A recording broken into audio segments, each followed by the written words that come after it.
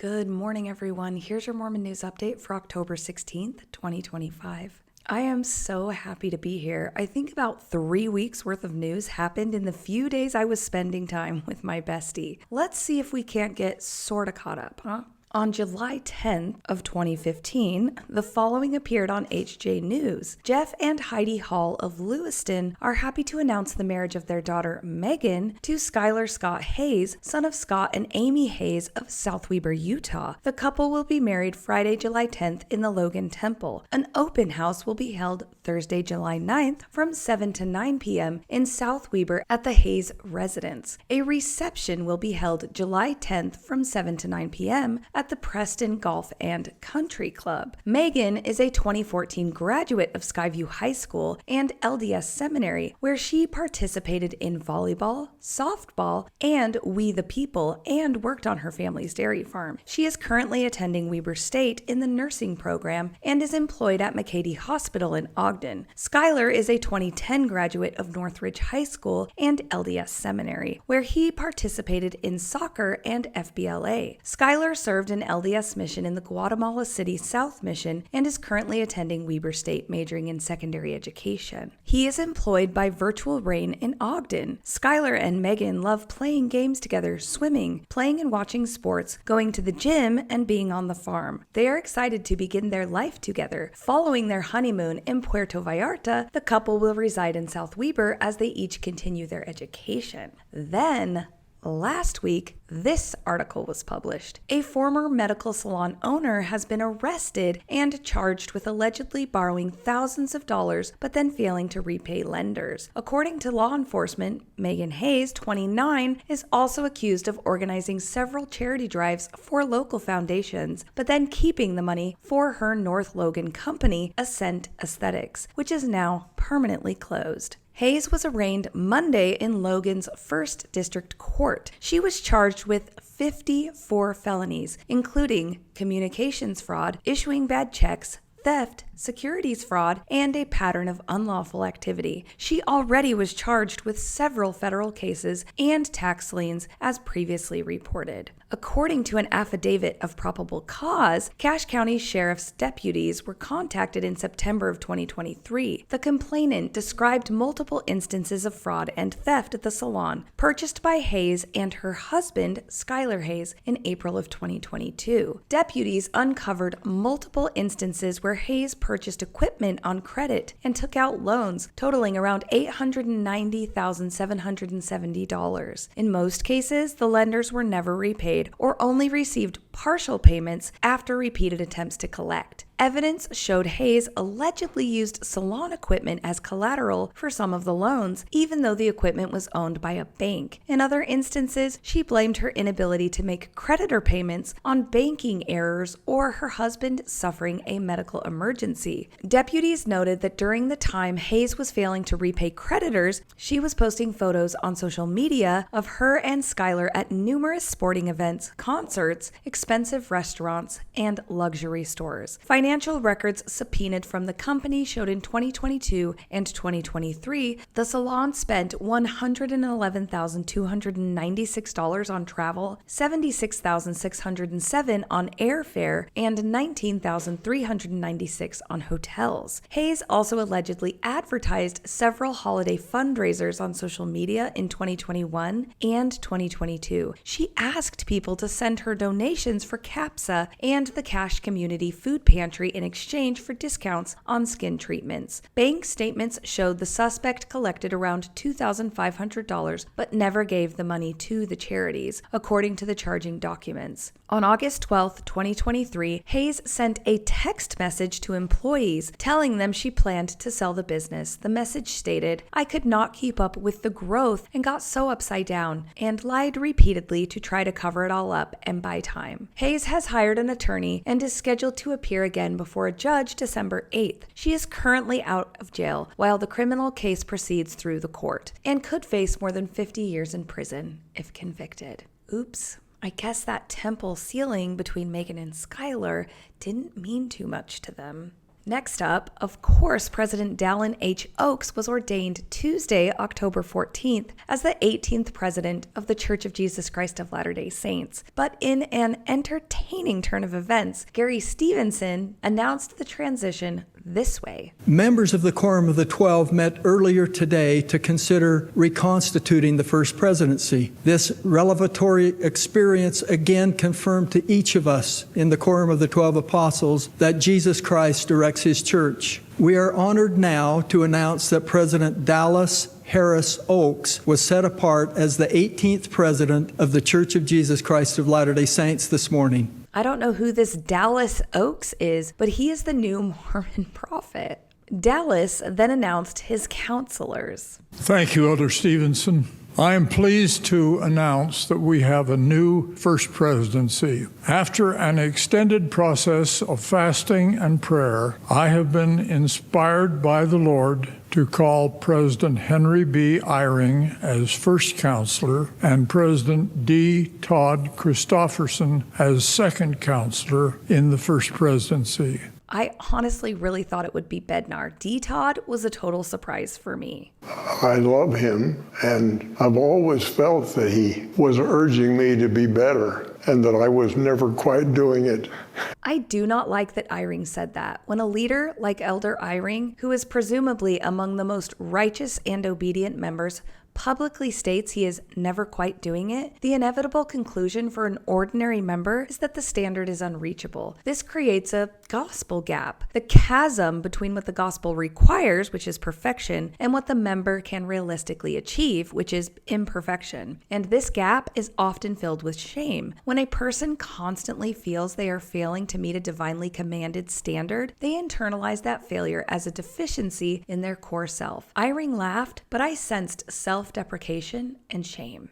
I have seen the power of God come upon him. I wish he would be more specific and tell us exactly what that looked like. You know what? A video would also be nice. And grateful for the people whose faith I know will sustain us in this great work of the restoration and the final preparation of the Lord's church for His coming. I bear you my testimony that preparation is occurring and that President Oaks is the perfect one to do the things that I know the Lord will want done. Wow, some real second coming talk. I can only imagine what faithful members are going to do with that little testimony. I know beyond anything else I know that this is God's church. The Father and the Son and the gifts of the Holy Ghost will come upon President Oaks in full measure. And I know that line of gift and promise is true. That has been reaffirmed as well today. That was weird. If I'm being honest, he didn't sound terribly coherent. What does "I know beyond anything that I know" even mean? I know beyond any certainty in my life. Hold on, did he mean to say "I know with absolute certainty" or "I know more certainly than anything else in my life"? Because what he actually said, I know beyond any certainty in my life, does not make sense. that this is the Church of Jesus Christ of Latter-day Saints, restored with the fullness of the gospel that God has chosen to reveal in this dispensation of the fullness of time, and led by prophets to the present day. First of all, it's super weird that he didn't say restored by Joseph Smith. And secondly, why did he say restored in the past tense? Because his predecessor, Russell Nelson, said this. Revelation continues to flow from the Lord during this ongoing process of restoration.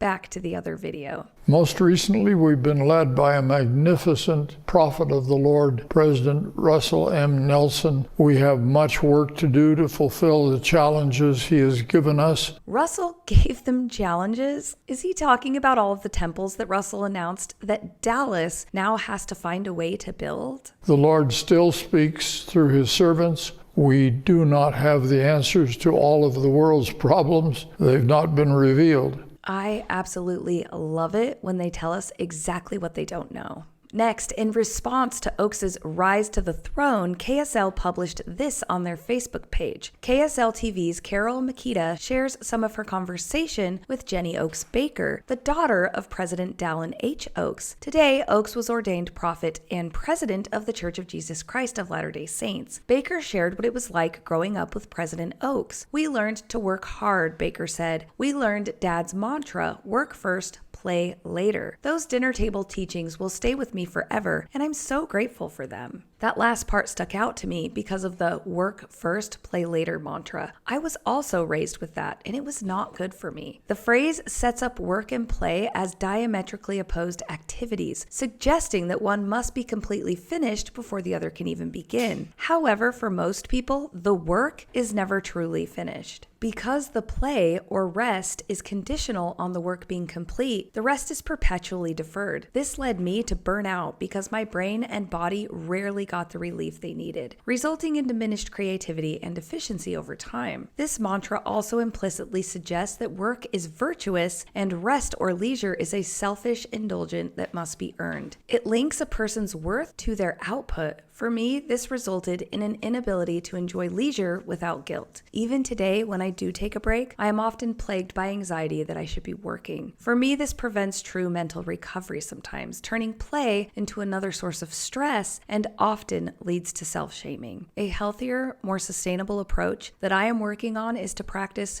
work and rest in cycles. This recognizes that both are necessary for sustained high performance and mental well-being, and neither should be conditional on the complete absence of the other. Another member said this about President Oaks becoming prophet. "It is a huge day for members of the Church of Jesus Christ of Latter-day Saints. Prayers of health and wisdom for President Oaks and his counselors as they take the helm of this institution." And he included this picture where it looks like President Dallas is enjoying some champagne. Now, we can all assume that he is not drinking alcohol, but it sure looks like he is. I am surprised that he didn't take L. Tom Perry's advice about business meetings. In 1988, L. Tom Perry said, "I remember that as a young executive many years ago, part of my job involved attending dinners sponsored by different business groups. Each dinner was always preceded by a social hour. I felt very uncomfortable in these settings. After the first one or two dinners, I started coming late to miss the social hour. My boss thought this was not a good practice because I was missing valuable time associating with business leaders. Still, I felt awkward visiting in groups where I was the only one without a drink in my hand. I kept wondering what to do with my hands. You can always put one hand in your pocket, but you look a little foolish with both of them there. I tried holding a glass of 7-Up, but it had the appearance of an alcoholic beverage. Finally, I went over to the bartender and asked him if he had any drink that was distinctively different in appearance from an alcoholic beverage. He went into the kitchen and came back with a half-gallon of milk and poured me a glass." Why isn't Dallas holding a champagne glass full of milk in that photo?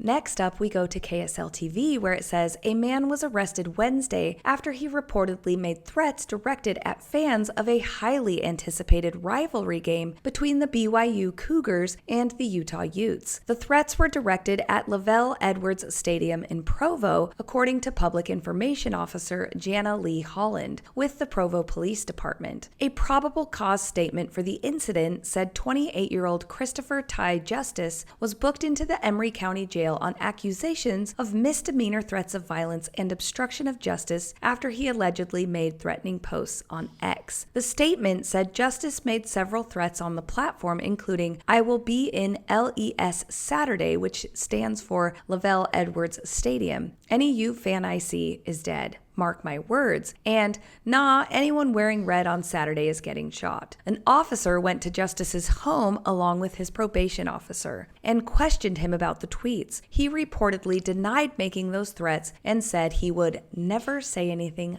like that. Next, average members are getting the memo that the Mormon Church is now the Church of Jesus Christ. definitely leave off the Latter-day Saints part if you can get away with it, and should refer to themselves as Christians. Here is an example from a pro-LDS news site called the Moroni Channel. It says, the president of the Mexico Zalapa mission confirmed Monday that all missionaries serving in the region are safe following days of heavy rainfall and catastrophic flooding that struck northern Veracruz. For the past few days, heavy rains caused flooding in the northern state of Veracruz, particularly affecting the areas of Poza Rica and Tuzpan, the statement read, and then it has a picture with this caption: Christian missionaries help people of Mexico following deadly flooding. It didn't say Mormon missionaries, and it didn't say missionaries of the Church of Jesus Christ of Latter-day Saints. It said Christian missionaries. And now to Facebook for this. Dr. David Broadbent, a Provo-based OBGYN and active member of the Church of Jesus Christ of Latter-day Saints, with numerous felony charges accusing him of essaying patients, appeared in court Tuesday for the start of a preliminary hearing. On top of the criminal charges, hundreds of women have filed civil lawsuits against him.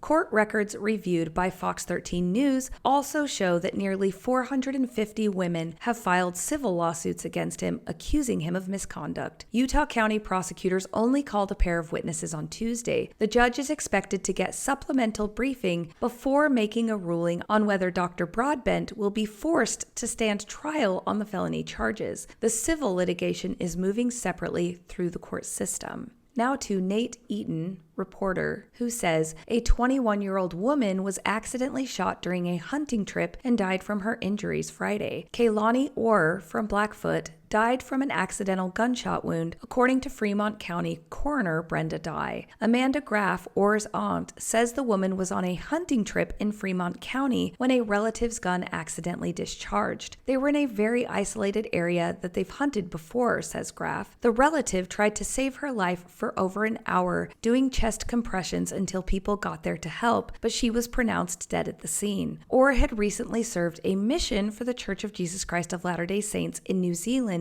before returning and getting married in April of 2024. According to Graff, Orr was a generous, smiley person who had a million friends. She was very outgoing, very loving. She loved to be around family and do activities outdoors, Graff says. Her mom and sisters had just done a trip to Jackson to see all of the fall weather, so that was one of their last memories together. This is awful and absolutely one of those moments that I wish priesthood blessings could heal people.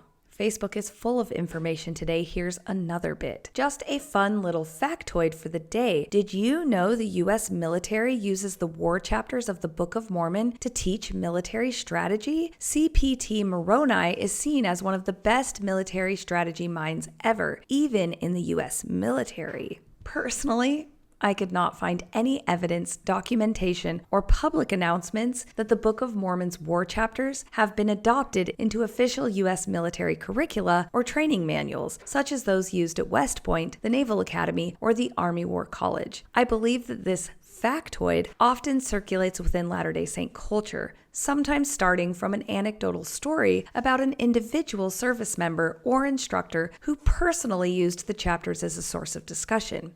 However, an individual's personal use is vastly different from formal institutional adoption. The Book of Mormon is not as important as active members tend to think it is.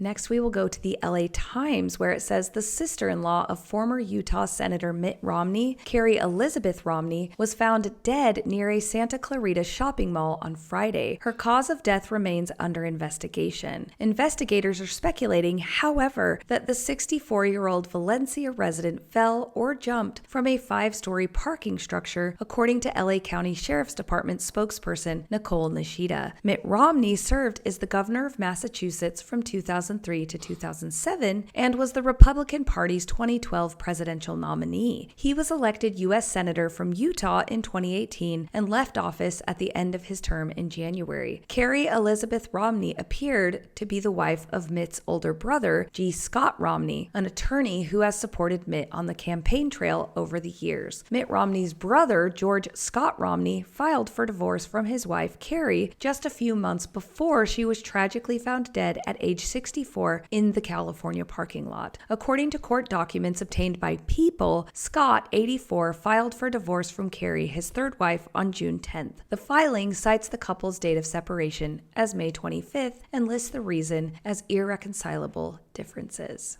Whew, okay, we are not totally caught up. So join me tomorrow for more. But let's finish up with this great quote that says, "Healing will make you angry, and if it hasn't yet, you probably haven't gone deep enough. There is a rage that lives beneath survival, a rage that builds when you realize how much of your life was shaped by someone else's dysfunction, how much of your personality is a byproduct of having to survive chaos, how many of your choices were never really choices at all, just coping mechanisms disguised as decisions. And when you finally see it, when you feel it fully, it's not pretty. But it's necessary because anger is clarity. Anger is boundaries forming in real time. Anger is the nervous system screaming, 'I'm not safe yet.' Let yourself feel it. It's not the end of healing. Sometimes it's just the beginning." And that's your update for today, folks.